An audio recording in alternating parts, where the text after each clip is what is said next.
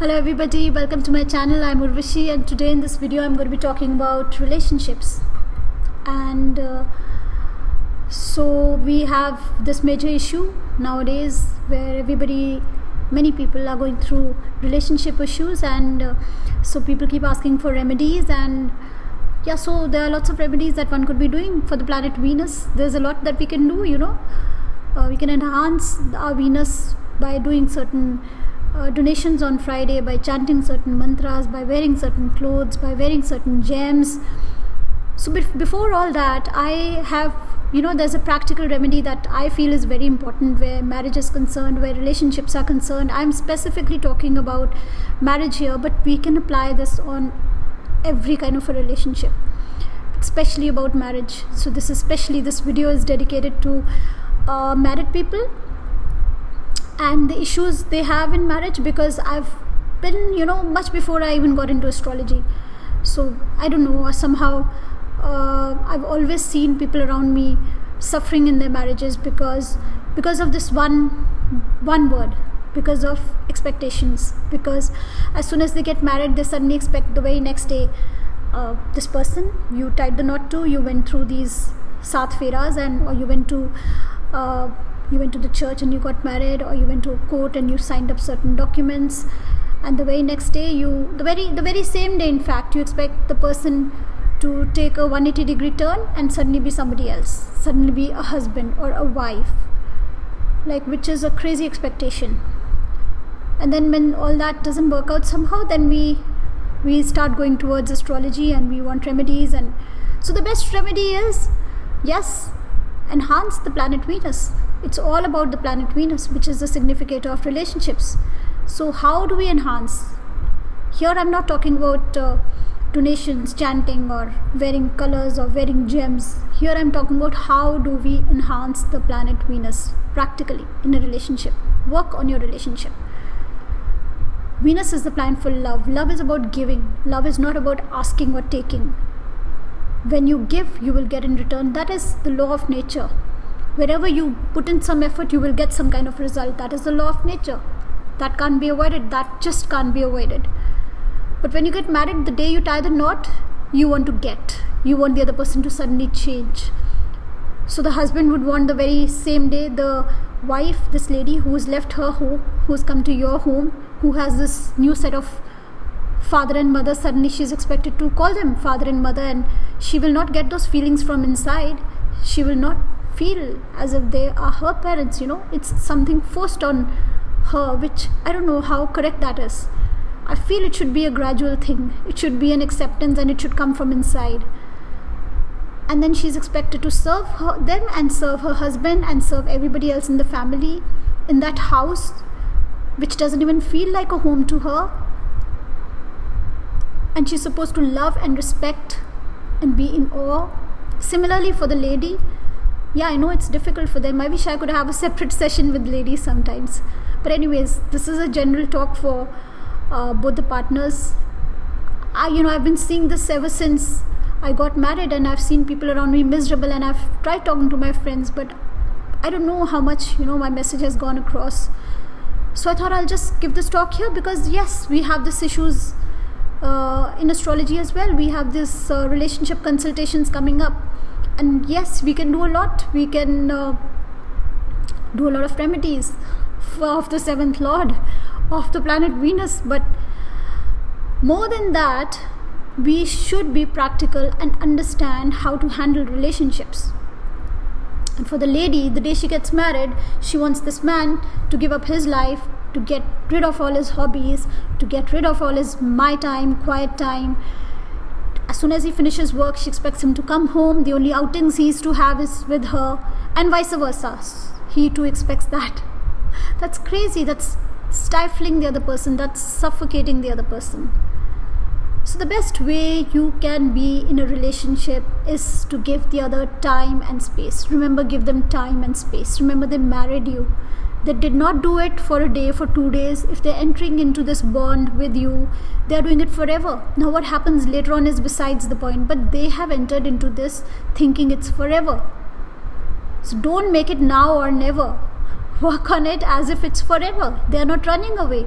If they're going to go out in the evening with, friends, here I'm not talking about a bad relationship. I'm not talking about if you're married to the wrong kind of person. I'm just talking about regular good people who are in a relationship, because I know of many such couples. Both the partners are great. Both of them are friends of mine. I know both of them very well, extremely loyal, extremely, lovable people. They love each other very much, and yet they do not have that kind of comfortable, open relationship where they communicate openly.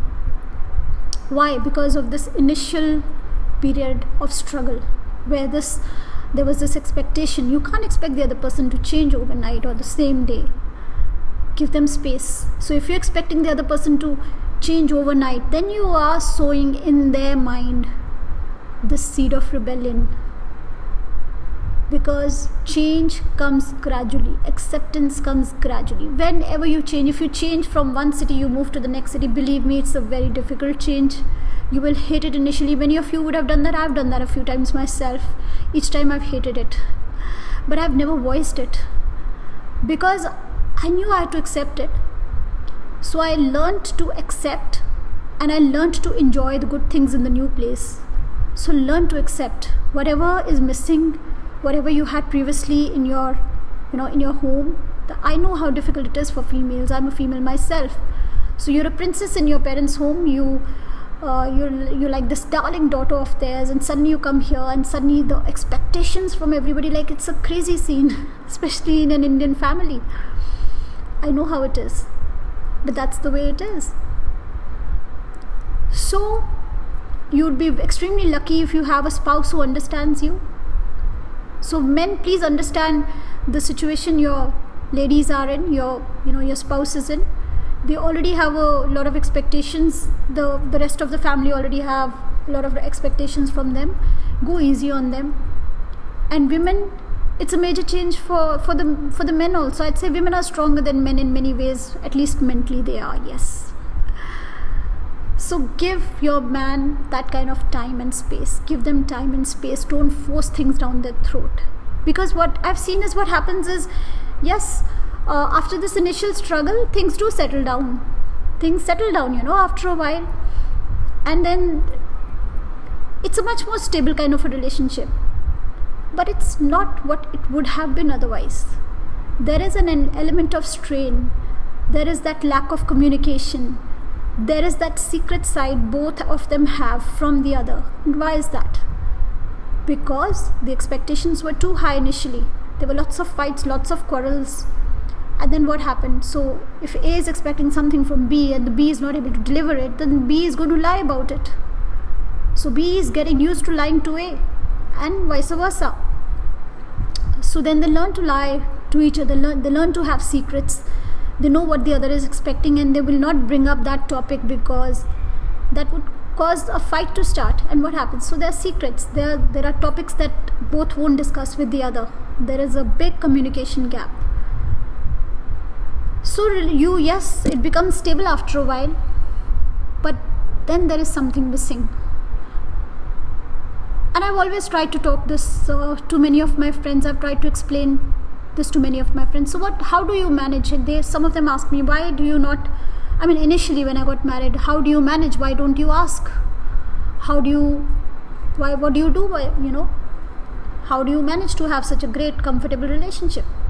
It's because I've learned not to chase people. Never chase situations, and least of all, never chase people. Remember, you can't expect somebody else to bring in happiness for you. You can't expect somebody else to take you out in order to be happy. Learn to be happy. Happiness you have to create for yourself. Happiness is inside of you. Nobody else can do it for you. Somebody may do it for you one evening, or 2 evenings, or 3 evenings, and then they're going to be busy doing their own thing, and then what? And then you're going to be unhappy, or what? You shouldn't have to go out somewhere to be happy. For both men and women, you shouldn't have to be in a certain situation to be happy. Create that environment for yourself. If you're free, if you have too much of time, develop a hobby.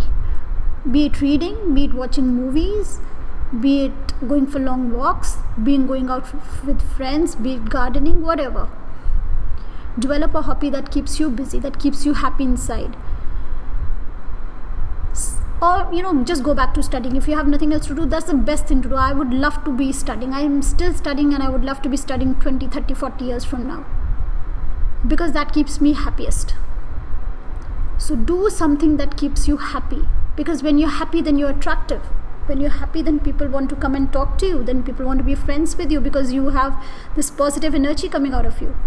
And when you're unhappy, when you're cribbing, when you're complaining, when you're always doing that, ask yourself, think of the people who are always complaining and cribbing and happy. How attractive are they to you? How much time do you want to go spend with them? I'm pretty sure you won't want to.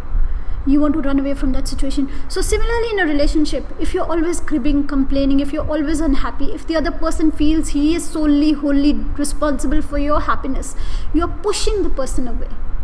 You are being extremely unattractive. The most attractive person is the happiest person. And happiness is inside of you. Don't expect somebody else to get it for you. Do whatever makes you happy. Do whatever gives you peace. Contentment is inside of you. Happiness is inside of you. Unless, yes, you are in a bad marriage. If you're in a really bad relationship, I'm not talking about that. I'm talking about a general relationship. Generally. This is a general issue that everybody has. And then we're talking about how to enhance the planet Venus. How would my spouse spend more time with me? How would he, go out only, for outings with me? Things like that. How would he be more dependent on me? So if you look at your parents, once they touch the age of 60, around 60, when they almost retired, you would realize your mom saying, like, at the age of 30, my husband did not have time for me. He was so busy doing this. He was socializing, he was doing this, he was going to clubs and parties, and now he's totally dependent on me.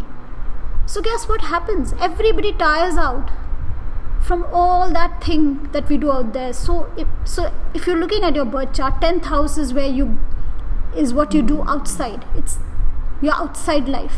And the 4th house is the home.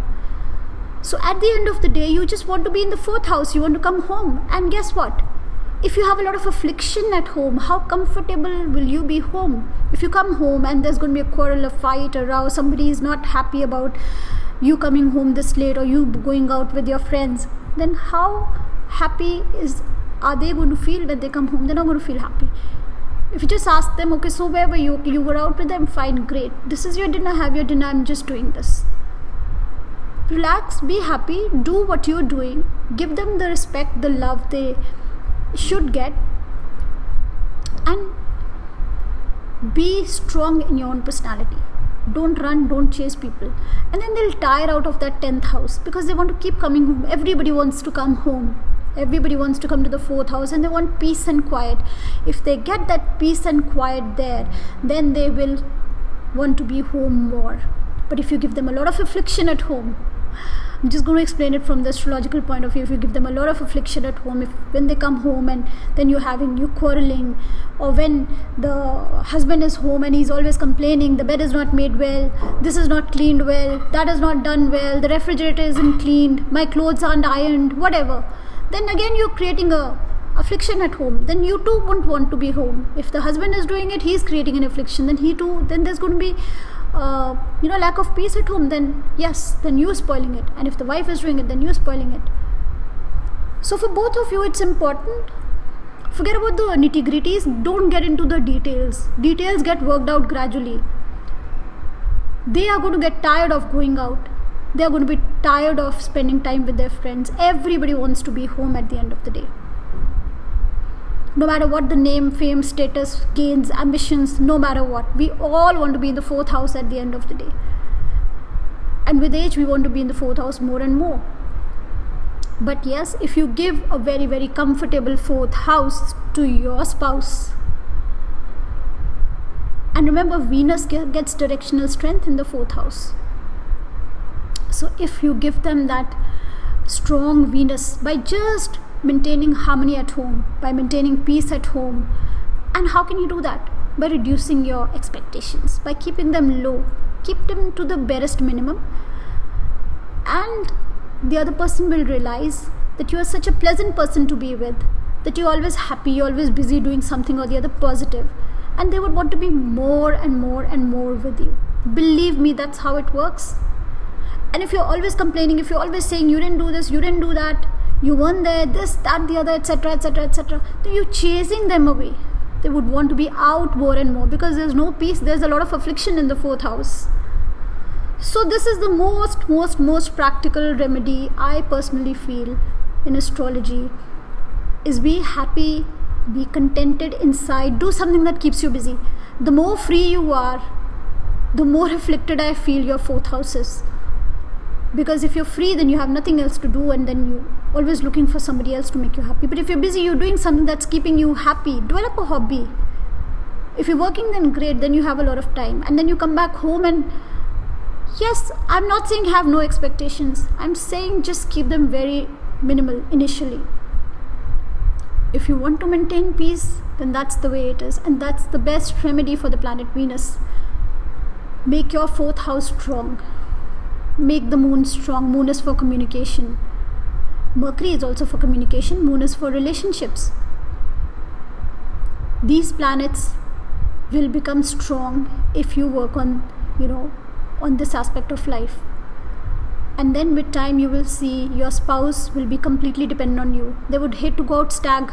They would hate partying. They would want to sit and spend the evenings with you. They would want to go out with you.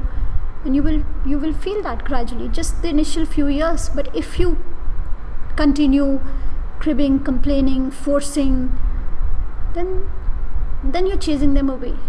And remember, if you chase somebody, they're going to run faster. I've seen that in life. If you chase somebody, they're going to run faster.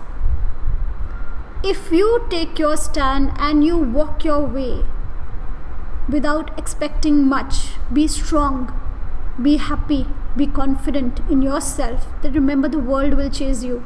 I teach my children this because my daughter comes home and she says, Mama, today nobody wanted to sit with me in the bus. And I tell her, then why do you want to sit with anybody else in the bus? Take your coloring book, take your drawing book, take your reading book, do that.